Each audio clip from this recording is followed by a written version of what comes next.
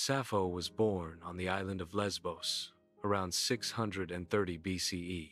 Lesbos was a significant cultural center in the Aegean Sea. The island also served as a commercial hub.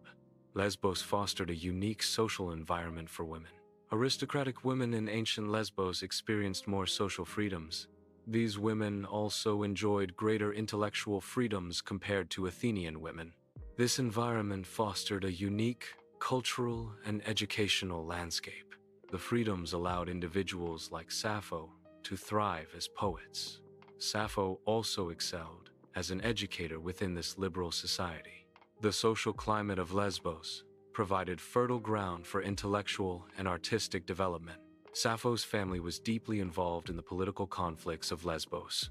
These political entanglements led to Sappho's exile from her home. Sappho was forced to relocate to Sicily as a result of her exile. This period of exile significantly shaped Sappho's worldview.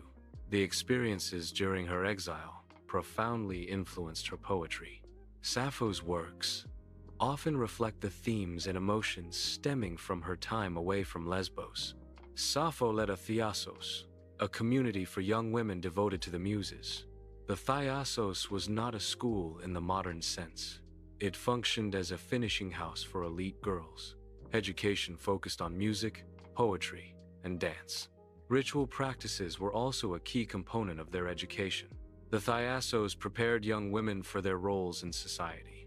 Sappho's poetry emerged from a close-knit environment of female mentorship. Her verses were created within and for a community of women.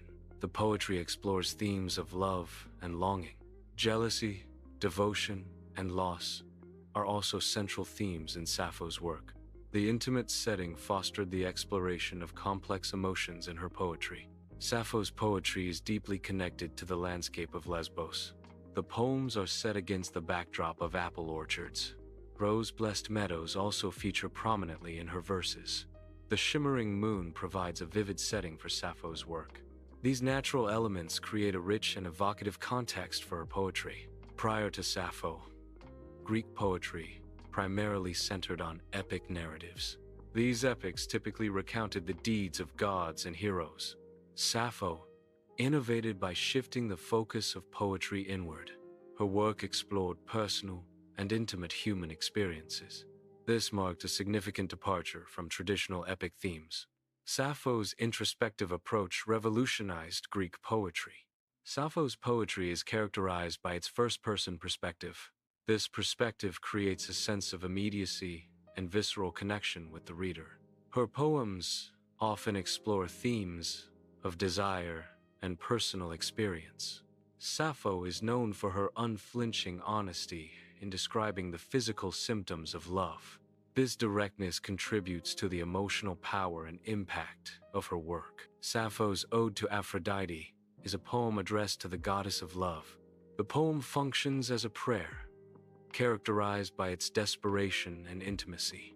It also showcases Sappho's wit, adding another layer to the invocation.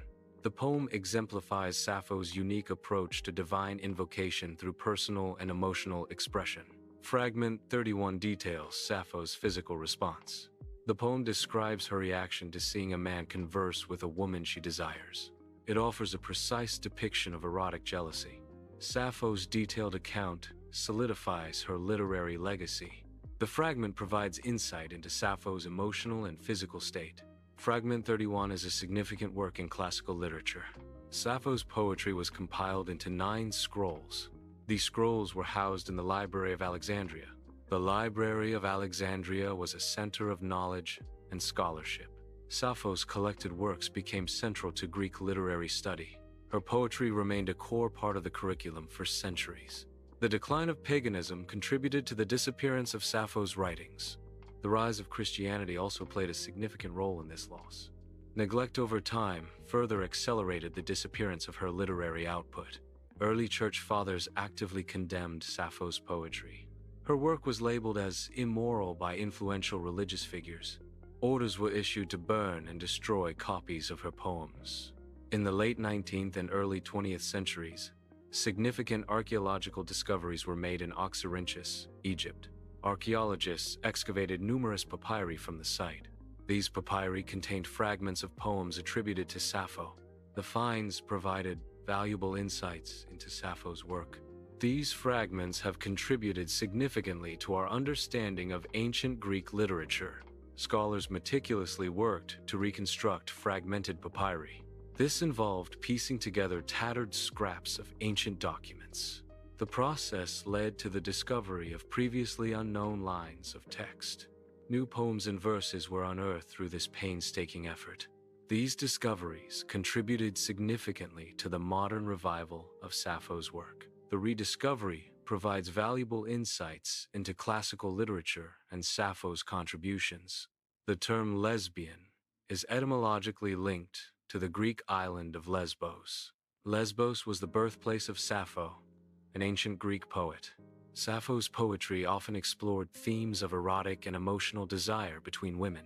This association with Sappho has led to lesbian being used to describe female homosexuality. Sappho is considered a foundational figure for the LGBTQ+ community due to her work. Sappho's story is characterized by both immense loss and remarkable survival. This duality has transformed her into a symbol of the strength and endurance of the female voice. Sappho's work explores the universal language of desire, resonating across cultures and time. Her legacy also represents the tragedy of lost art, as much of her poetry is no longer extant. The fragments that remain offer glimpses into her profound understanding of human emotion. Thus, Sappho embodies the power of expression, the complexities of love, and the poignancy of artistic loss.